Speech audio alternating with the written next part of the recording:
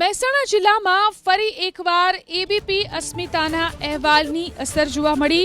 કડીના રાજપુર ગામમાં લાલ પાણીની સજા મુદ્દે અહેવાલની અસર। એબીપી અસ્મિતાના અહેવાલ બાદ અધિકારીઓ દોડતા થયા। જીપીસીબીના અધિકારીઓએ પાણીના સેમ્પલને લેબમાં મોકલ્યા।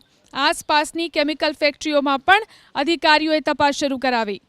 તો મહેસાણા જિલ્લામાં ફરી એકવાર એબીપી અસ્મિતાના અહેવાલની અસર જોવા મળી।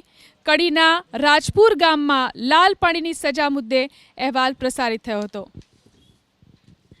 મહેસાણાના કડી તાલુકાના રાજપુર ગામે જે રીતે ટ્યુબવેલની અંદર લાલ કલરનું પાણી આવતું હતું, આ સમગ્ર મામલે એબીપી અસ્મિતાએ અહેવાલ પ્રસારિત કર્યો હતો। ત્યારબાદ જીપીસીબીના અધિકારીઓ તપાસ અર્થે પહોંચ્યા છે। હાલ સેમ્પલ લેવાની કામગીરી કરવામાં આવશે। દ્રશ્યો પણ જોઈ શકો। મારી સાથે જીપીસીબીના અધિકારી છે, તેમનાથી વાત કરીશું।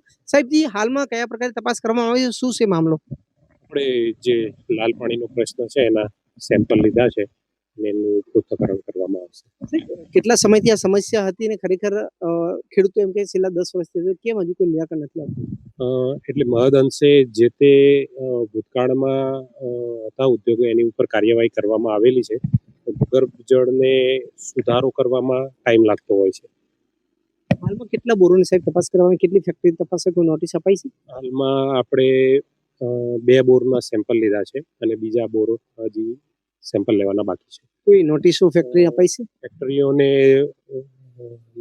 નિયમિત મોનિટરિંગ કરવામાં આવતું હોય છે અને જે પર્યાવરણીય કાયદાઓનું ઉલ્લંઘન કરતા હોય એને ટાઈમસર નોટિસ આપવામાં આવતી હોય છે। સર, આ રીતની ઘણા વર્ષોની સમસ્યા છે, તો ખરેખર તેને દૂર કરવા માટે કયા પ્રકારના પગલાં લેવાશે અને આવનાર સમયમાં પાણી ના આવે માટે તંત્ર કેટલું એલર્ટ છે? એના માટે તંત્ર બહુ આ પ્રશ્નને ગંભીરતાથી લીધેલો છે અને આની ઉપર સખત કાર્યવાહી કરવામાં આવી રહેલ છે।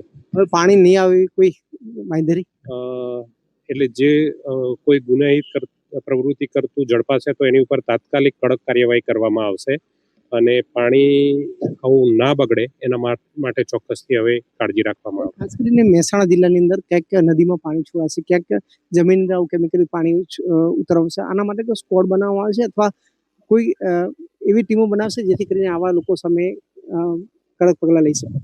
મહેસાણા જિલ્લામાં આ રાજપુરના ક્લસ્ટરમાં જ આ પ્રશ્ન છે, બાકી અન્યત્ર આવો કોઈ પ્રશ્ન જાણવા નથી મળેલ।